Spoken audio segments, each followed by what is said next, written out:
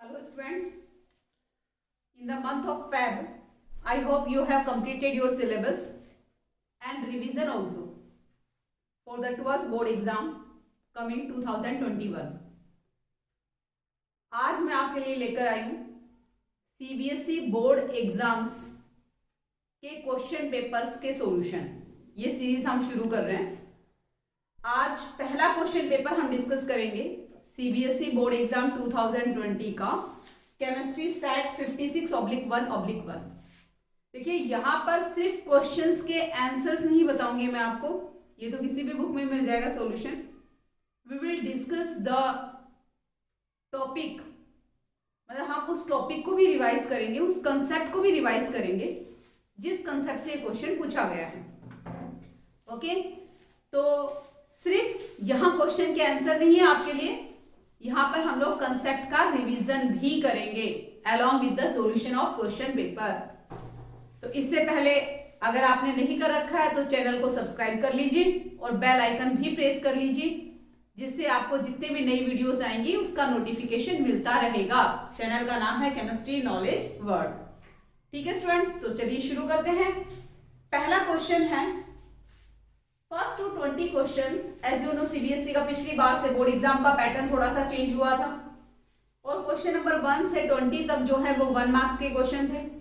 उसमें कुछ एमसीक्यू थे, कुछ 1 वर्ड आंसर या 1 लाइन आंसर, और कुछ आपके पास एसरेशन रीजनिंग टाइप क्वेश्चंस हैं। तो ये जो पहले 5 क्वेश्चंस हैं, ये क्वेश्चंस जो हैं वो पैराग्राफ बेस्ड क्वेश्चन है। पैराग्राफ दिया हुआ है और उस पैराग्राफ के ऊपर, पैराग्राफ तो आप रीड कर लोगे, पैराग्राफ के ऊपर क्वेश्चन नंबर 1 to 5 क्वेश्चंस है। ओके, तो let us see with the question number 1। Predict stereochemistry of the product formed if an optical active alkyl halide undergoes substitution reaction by SN1 mechanism। इसका मतलब alkyl halide SN1 substitution SN1 mechanism reaction show करता है। ये alkyl halide optical active है। क्या है? Optical active है। आपसे पूछा है जो प्रोडक्ट बनेगा उसकी स्टीरियोकेमिस्ट्री क्या होगी, तो इस कंसेप्ट को हम रिवाइज करें। ऑप्टिकल एक्टिव हलाइड क्या होता है? फिर मैं कह रही हूं सिर्फ आंसर नहीं, रिवीजन ऑफ द कंसेप्ट।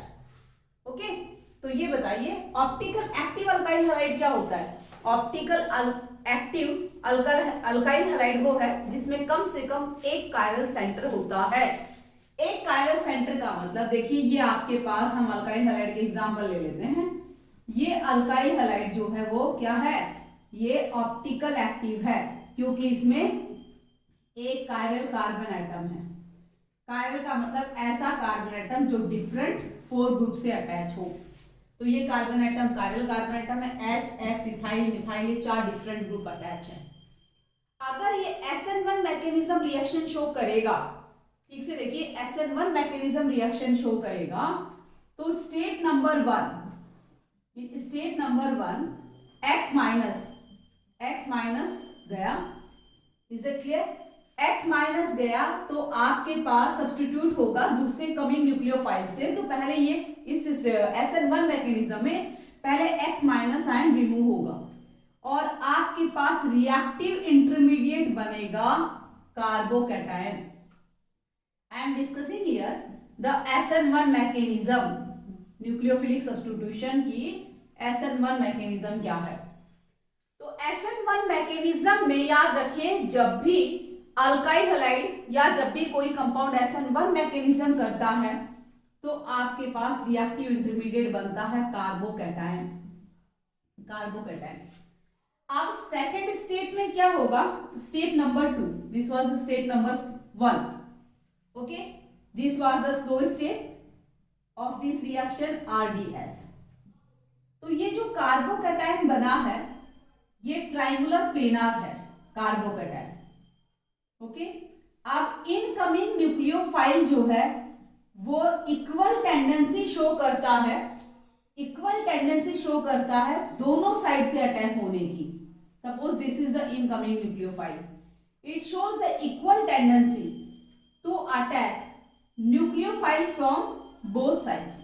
यहां से भी अटैक हो सकता है न्यूक्लियोफाइल और यहां से भी अटैक हो सकता है। दोनों साइड से न्यूक्लियोफाइल अटैक करने की इक्वल टेंडेंसी शो करता है। देखिए, अगर हम ये कहें न्यूक्लियोफाइल ने यहां से अटैक किया, बैक साइड से, यहां से जहां से लिविंग ग्रुप गया था उसके बैक साइड से अटैक किया, तो आपके पास, चलिए एक साथ ही लिख देते हैं हम प्रोडक्ट, आपके पास जो कंपाउंड बनेगा वो ये होगा। ये होगा आपके पास हाइड्रोजन, ये है आपके पास मिथाइल और ये इथाइल, और न्यूक्लियोफाइल ने यहां से अटैक किया। कहां से अटैक किया? यहां से। Is it clear? एक आपके पास ये बनेगा। दूसरा क्या बनेगा? दूसरा कंपाउंड आपके पास ये बनेगा। हम मान लेते हैं कि न्यूक्लियोफाइल यहां से अटैक करता है, तो ये आपके पास H, ये है आपके पास मिथाइल, ये इथाइल, ओके, और न्यूक्लियोफाइल ने यहां से अटैक किया। Is it clear? एक बार न्यूक्लियोफाइल यहां से अटैक किया, एक बार यहां से, तो ये इस कंपाउंड के क्या बन गए? दो इनाइंशोमर्स बन गए। इक्वल अमाउंट में दोनों इनाइंशोमर्स बने हैं। इक्वल अमाउंट में इनाइंशोमर्स बने हैं। इक्वल अमाउंट में इनाइंशोमर बनता है तो क्या होता है? Racemic mixture. क्या होता है? Racemic mixture. अगर सिर्फ यहां से फ्रंट साइड से अटैक करता, लिविंग ग्रुप जहां से गया था वहीं से अटैक करता, तो रिटेंशन होता भी। SN1 मैकेनिज्म की स्टीरियोकेमिस्ट्री दो होती है, या तो कॉन्फ़िगरेशन का रिटेंशन होता है या फिर क्या होता है? फिर रैस्मिक मिक्सचर होता है, या रिटेंशन या रैस्मिक मिक्सचर, ये दो कंसेप्ट है। रिटेंशन कब होता है? SN1 मैकेनिज्म हो रही है अगर ऑप्टिकल इनएक्टिव हैलाइड में, ऑप्टिकल इनएक्टिव हैलाइड में अगर SN1 मैकेनिज्म हो रही है तो कॉन्फ़िगरेशन का रिटेंशन होता है, और ऑप्टिकल एक्टिव हैलाइड में, ऑप्टिकल एक्टिव हैलाइड में अगर SN1 मैकेनिज्म हो रही है तो रैस्मिक मिक्सचर बनता है। तो ये कंसेप्ट था इस क्वेश्चन का। इसका मतलब इसका आंसर ये होगा, optical active alkyl halide undergo substitution reaction by SN1 mechanism. तो इसकी स्टीरियोकेमिस्ट्री बताइए, तो स्टीरियोकेमिस्ट्री ये है, racemic mixture is formed. This is the answer, racemic mixture is formed, और ये इसका पूरा कंसेप्ट है। ओके, आई होप स्टूडेंट्स आपको समझ में आ गया होगा। चलिए हम लोग सेकंड क्वेश्चन पे बढ़ते हैं। उससे पहले आप इसका स्क्रीनशॉट ले लीजिए ताकि इस पूरी कंसेप्ट को आप रैस्मिक मिक्सचर का रिवाइज कर सको। ले लिया? चलो तो सेकंड क्वेश्चन पे आते हैं। बहुत ही आराम से हम एक एक क्वेश्चन डिस्कस करेंगे। सिर्फ क्वेश्चन का आंसर ही, again I am repeating, will discuss the concept also. Second question है आपके पास, name the instrument. Second question है, name the instrument, name the instrument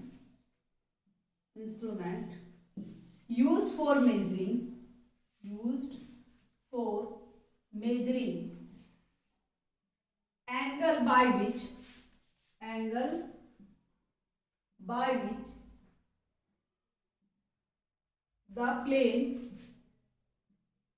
the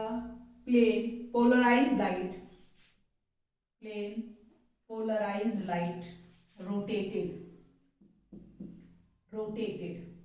ठीक है। आपको क्वेश्चन पूछा है उस इंस्ट्रूमेंट का नाम बताइए जिससे हम प्लेन पोलराइज्ड लाइट के एंगल ऑफ रोटेशन को मेजर कर सकते हैं।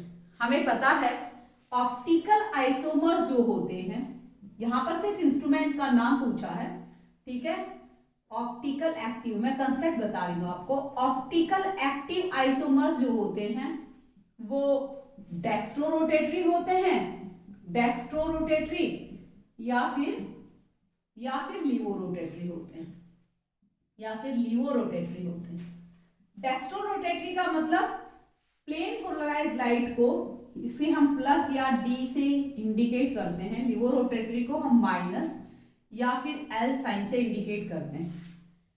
डेक्स्ट्रो रोटेटरी जो ऑप्टिकल एक्टिव कंपाउंड है दैट रोटेट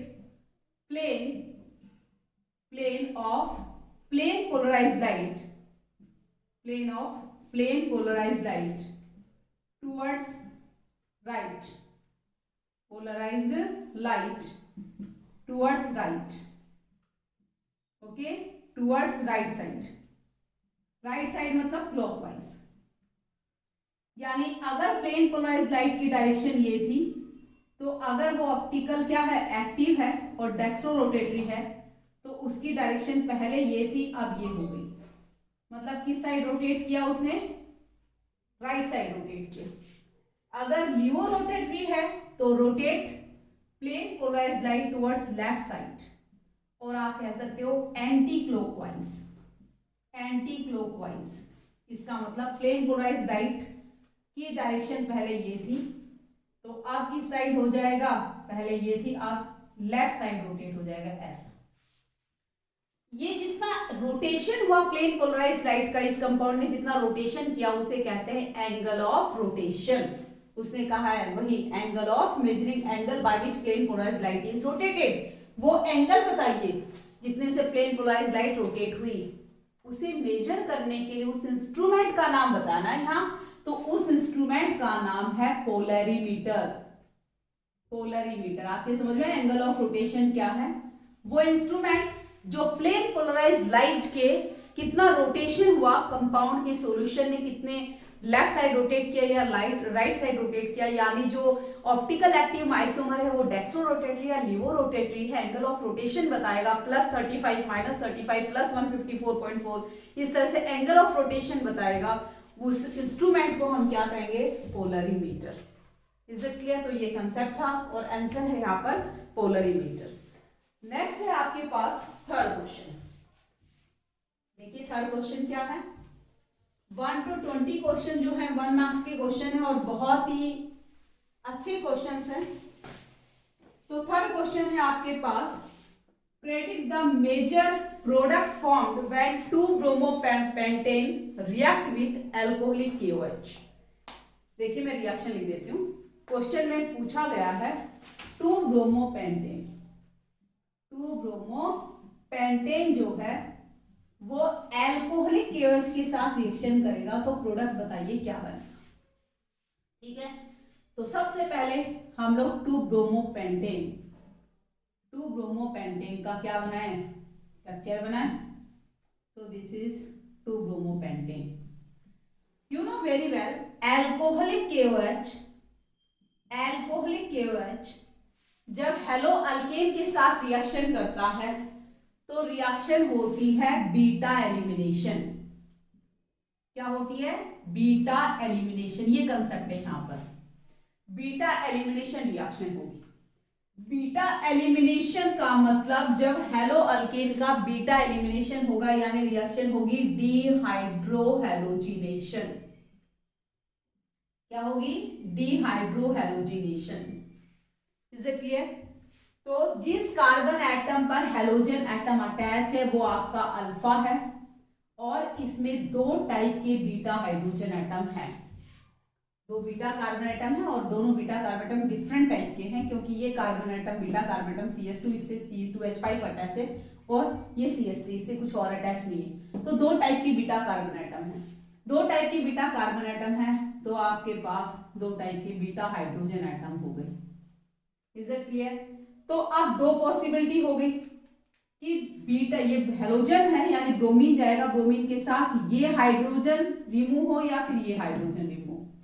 2 हाइड्रोजन निकलने की पॉसिबिलिटी, आइदर दिस और दिस। Is it clear? तो अगर ये वाला हाइड्रोजन रिमूव होता है तो आपके पास अल्कीन कौन सा बनेगा, ये वाला हाइड्रोजन जाएगा हेलोजन के साथ, तो CH2 double bond CH, CH2 CH2 CH3। और अगर ये वाला हाइड्रोजन आएगा, रिलीज होगा, तो मतलब हेलोजन के साथ जाएगा डिहाइड्रोहेलोजिनेशन, तो आपके पास ये अल्कीन बनेगा। इस अल्कीन का नाम है पेंट1इन और इस अल्कीन का नाम है पेंट2इन। तो कौन सा अल्कीन मेजर अमाउंट में बनेगा? It follows Saytzeff rule. Saytzeff rule बताएगा कि डिहाइड्रोहेलोजिनेशन ऑफ हेलो अल्केन में कौन सा अल्कीन मेजर अमाउंट में बनेगा। What was the Saytzeff rule? यहां पर कंसेप्ट है सैडजर्फ रूल। इसके बहुत सारे क्वेश्चन एनसीईआरटी में भी हैं। सैडजेफ रूल कहता है वो अल्कीन जिसमें बीटा हाइड्रोजन एटम ज्यादा होते हैं वो अल्कीन ज्यादा स्टेबल होता है। The alkyne which have large number of beta hydrogen atom, that is large number of function group, large number of alpha hydrogen atom, that is more stable। जिस alkyne में या जो अल्कीन ज्यादा substitute है, देखिए यहाँ पर carbon double bond carbon, carbon double bond carbon से जो कार्बन एटम अटैच है, यहाँ ये फंक्शनल ग्रुप है, तो इससे जो कार्बन एटम अटैच है वो क्या है, अल्फा। Is it clear? बोलो। तो इसमें कितने अल्फा हाइड्रोजन एटम है, 12 अल्फा हाइड्रोजन एटम। उसके बाद आपके पास ये अल्कीन ले लीजिए, इसमें कितने अल्फा हाइड्रोजन एटम है, 9 alpha hydrogen atom. Understood? Okay. तो ये क्या कहता है सैडजेफ रूल, जिस अल्कीन में जितने ज्यादा अल्फा हाइड्रोजन एटम होते हैं वो अल्कीन ज्यादा स्टेबल होता है। और जब बीटा एलिमिनेशन होता है हेलो अल्केन का in presence of alcoholic KOH, then it follow Saytzeff rule. ये सैडजेफ रूल को फॉलो करता है, यानी वो अल्कीन मेजर अमाउंट में बनता है जो सैडजेफ रूल के हिसाब से ज्यादा स्टेबल है। तो सैडजेफ रूल के हिसाब से कौन अल्कीन ज्यादा स्टेबल है, देखिए कार्बन डबल बॉन्ड कार्बन से अटैच है ये 2 carbon atom, means in this there are 5 alpha hydrogen atom, और यहाँ पर सिर्फ 2 alpha hydrogen atom. So according to the Saytzeff rule the second alkene is more stable. Is it clear? तो concept यहां पर क्या था, beta elimination of halo alkane with alcoholic KOH। Beta elimination होगा, डीहाइड्रोहेलोजिनेशन होगा। अगर एक से ज्यादा अल्कीन बनने की पॉसिबिलिटी है तो सैडजेफ रूल जिसको कहता है ज्यादा स्टेबल है वो अल्कीन बनेगी। सैडजेफ रूल के हिसाब से कौन सी अल्कीन ज्यादा स्टेबल होती है, जिस अल्कीन में क्या होता है, जिस अल्कीन में ज्यादा अल्फा हाइड्रोजन एटम होते हैं वो अल्कीन ज्यादा स्टेबल होती है। Is it clear? तो कौन सा कौन सी अल्कीन ज्यादा स्टेबल है, pentene. Okay, pentene. So what is the answer? The answer of the question is pentene. आ गया समझ में कंसेप्ट? तो अभी तक 3 क्वेश्चन हमने किए और आपके समझ में आ गया होगा कि किस पैटर्न से हम क्वेश्चन पेपर सॉल्व करने वाले हैं। आपको सिर्फ क्वेश्चन का आंसर नहीं बताया जाएगा, आपको क्या करेंगे हम, इस कंसेप्ट, जिस कंसेप्ट से उसने क्वेश्चन लिया है एग्जाम में, वो पूरा क्वेश्चन, पूरा कंसेप्ट हम रिवाइज करेंगे कि कोई भी इस तरह का रिलेटेड क्वेश्चन आए तो आप उसका आंसर लिख पाओ। ओके, चलिए 4th क्वेश्चन है, give one use of iodoform. Iodoform का एक यूज लिखिए। The question number 4 is give one use of iodoform.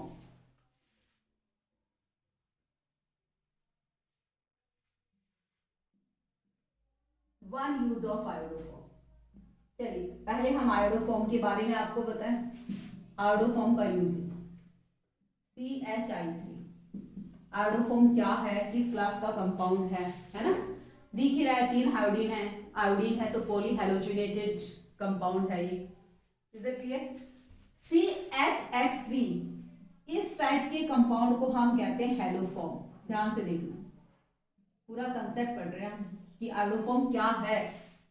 Is it clear? इसका एक यूज तो वैसे ही बता सकते हैं, बट क्या है ये, किस क्लास का कंपाउंड है। तो आयोडोफॉर्म जो है वो हैलोफॉर्म है, ठीक है, हैलोफॉर्म टाइप का कंपाउंड है। CHX3 को हैलोफॉर्म कहते हैं, जैसे CHCl3, CHBr3 और CHI3। CHCl3 को हम क्या कहेंगे, क्लोरोफॉर्म कहेंगे। CHBr3 को ब्रोमोफॉर्म और CHI3 को आयोडोफॉर्म। तो यहां पर ये आयोडोफॉर्म दे रखा है। आयोडोफॉर्म जो है वो येलो सॉलिड है, आयोडोफॉर्म येलो सॉलिड है और ये दोनों कलरलेस लिक्विड है। अब मैं आपको इसका यूज बताऊंगी, ये आपको कंसेप्ट समझाया।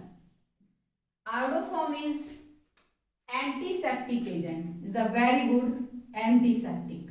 आयोडोफॉर्म का एक यूज पूछा है, तो आयोडोफॉर्म में बहुत अच्छी एंटीसेप्टिक प्रॉपर्टी होती है। आयोडोफॉर्म बायोलॉजिकल मटेरियल के साथ रिएक्शन करके आयोडीन लिबरेट करता है, iodine show the antiseptic property. इन किसी में नहीं होती। क्लोरोफॉर्म जो है वो बेहोश करने के लिए हाइप्नोटिक एजेंट के फॉर्म में यूज किया जाता है, ठीक है, लेकिन आयोडोफॉर्म येलो सॉलिड है, ये भी ध्यान रखिएगा, इसकी प्रॉपर्टी आगे काम आएगी। और it is used as antiseptic, इसका यूज किसमें किया जाता है, एंटीसेप्टिक। तो सिर्फ वन यूज पूछा था आयोडोफॉर्म का, it is used as antiseptic, ये आंसर है और ये इस टॉपिक का कंसेप्ट। ओके, चलिए फोर्थ क्वेश्चन पे आते हैं। फिफ्थ क्वेश्चन क्या रखा है, फिफ्थ क्वेश्चन है आपके पास, मतलब पैराग्राफ बेस्ड जो है, ये लास्ट क्वेश्चन था, 5 क्वेश्चन थे पैराग्राफ बेस्ड। तो फिफ्थ क्वेश्चन है, right the structure of product formed, right the structure of product formed when any sole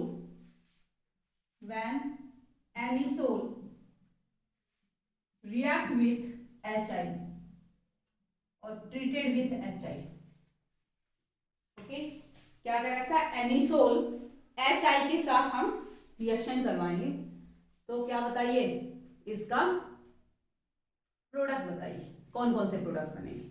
okay, चलिए तो पहले रिएक्शन लिखे, इस पूरी रिएक्शन को मैं आपको समझाती हूं। एनिसोल क्या है, एनिसोल बेंजीन OCH3, इसे एनिसोल कहेंगे। एनिसोल HI के साथ रिएक्शन करेगा। पहले मैं आपको प्रोडक्ट बता दूं, क्योंकि क्वेश्चन में सिर्फ प्रोडक्ट पूछा है, ठीक है, फिर हम इसको डिस्कस करते हैं, इसकी मैकेनिज्म को। एनिसोल जब HI के साथ रिएक्शन करेगा तो प्रोडक्ट बनेंगे students phenol plus methyl iodide. ये आंसर है क्वेश्चन का। देखिए होता कैसे है, अगर हम इस रिएक्शन की मैकेनिज्म देखते हैं तो एनिसोल सबसे पहले जो HI है, HI वो H प्लस AI माइनस में ब्रेक होता है और अब H प्लस जो है वो अटैक करता है एनिसोल पर और ये बना देता है प्रोटोनेटेड ईथर। ओके, और H प्लस ने अटैक किया ऑक्सीजन पर, ये बना दिया आपके पास प्रोटोनेटेड ईथर, प्रोटोनेटेड एनिसोल। अब जब I माइनस आयन अटैक करेगा तो I माइनस के पास दो पॉसिबिलिटी है, वो मिथाइल पे अटैक करे या बेंजीन पर। ठीक से देखना, मिथाइल पर अटैक करे या बेंजीन पर। Between the bond between carbon and oxygen, carbon यहाँ फिनाइल वाला कार्बन, और इस ऑक्सीजन के बीच में जो बॉन्ड है उसमें पार्शियल डबल बॉन्ड कैरेक्टरिस्टिक है, पार्शियल डबल बॉन्ड कैरेक्टरिस्टिक है due to resonance effect. Okay, ये जो कार्बन ऑक्सीजन का बॉन्ड है इसमें पार्शियल डबल बॉन्ड कैरेक्टरिस्टिक है ड्यू टू रेजोनेंस इफेक्ट। आपको अच्छे से पता है कि बेंजीन से जब OR ग्रुप अटैच होता है तो OR ग्रुप जो है वो रेजोनेंस इफेक्ट एक्सर्ट करता है। ओके, कौन सा, प्लस R रेजोनेंस इफेक्ट। तो ये क्योंकि कॉन्जुगेशन है तो रेजोनेंस इफेक्ट होगा ही। ये लोन पेयर इलेक्ट्रॉन यहां पर जाएंगे, पाई बॉन्ड के इलेक्ट्रॉन यहां, तो स्ट्रक्चर आपके पास जो आ जाएगा एनिसोल का वो स्ट्रक्चर ये होगा, वो स्ट्रक्चर ये होगा। Understood? Recording, yes it's going on. हाँ, तो इसी तरह से आप एनिसोल R की जगह, एनिसोल के लिए हम R की जगह क्या लिख देंगे, मिथाइल। तो आप देखोगे यहां पर क्या है, यहां पर रेजोडिंग स्ट्रक्चर बने हैं, इज इट क्लियर। फिर यहां से ये निगेटिव, ये इलेक्ट्रॉन यहां जाएंगे तो कार्बन की वैलेंसी 5 हो जाएगी, फिर ये पाई बॉन्ड इलेक्ट्रॉन टूट के यहां जाएंगे। ठीक है, ये आपके पास था plus R effect of OR group in ether. तो इस स्ट्रक्चर से, इन रेजोनेंस स्ट्रक्चर से ये क्लियर है कि यहां पर कार्बन और ऑक्सीजन के बीच में पार्शियल डबल बॉन्ड कैरेक्टरिस्टिक है। It is difficult to break this bond. इस बॉन्ड को तोड़ना क्या है, बहुत मुश्किल है। इस वजह से जब I माइनस आयन अटैक करेगा इस प्रोटोनेटेड ईथर को, तो प्रोटोनेटेड ईथर को अटैक कहां से करेगा, यहां मिथाइल ग्रुप, यहां अटैक करेगा. It follows SN2 mechanism, SN2 mechanism follow करेगा. SN2 मतलब SN2 मैकेनिज्म कैसे, यहां से H प्लस ने अटैक किया था प्रोटोनेटेड ईथर, जो लिविंग ग्रुप है उसके अपोजिट साइड से क्या करेगा, ये अटैक करेगा. SN2 mechanism bimolecular nucleophilic substitution. जब SN2 मैकेनिज्म से अटैक होगा तो ये आपके पास ट्रांजिशन स्टेट बनेगी.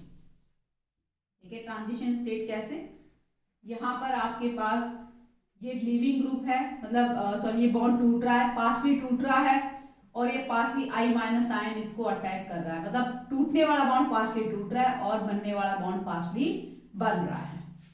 Is it clear. इस तरह से ये ट्रांजिशन स्टेट बन जाएगी, SN2 मैकेनिज्म फॉलो हुई. Is it clear.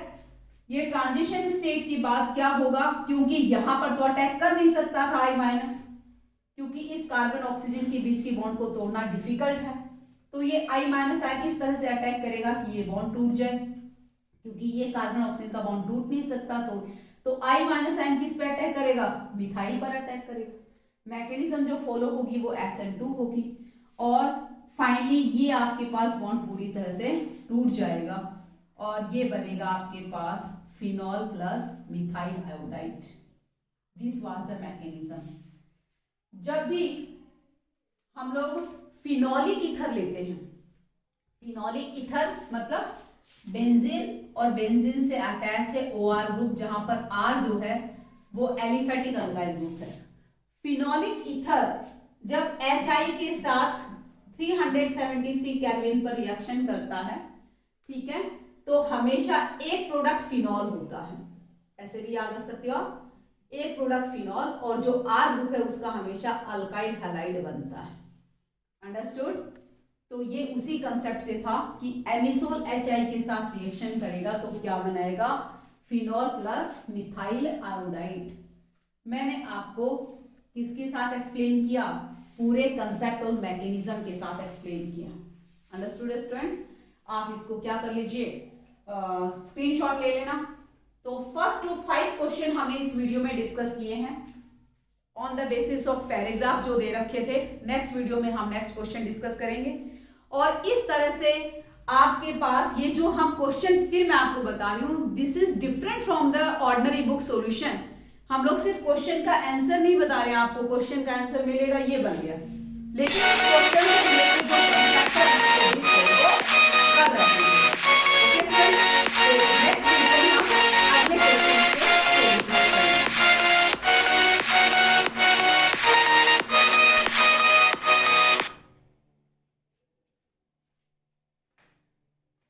Next video में स्टूडेंट्स हम लोग अगले क्वेश्चन के सॉल्यूशन करेंगे. तब तक के लिए आप इन क्वेश्चन को ठीक से रिवाइज कर लीजिए, और अगर चैनल को सब्सक्राइब नहीं कर रहा है तो स्टूडेंट सब्सक्राइब कर लेना और लाइक का बटन प्रेस कर देना, ताकि मुझे भी मोटिवेशन मिलेगा कि जो मैं आपको पढ़ा रही हूँ फुल एनर्जी के साथ, वो भी आप फुल एनर्जी के साथ कर भी रहे हो. Okay, and you are benefited with all this discussion. Thank you.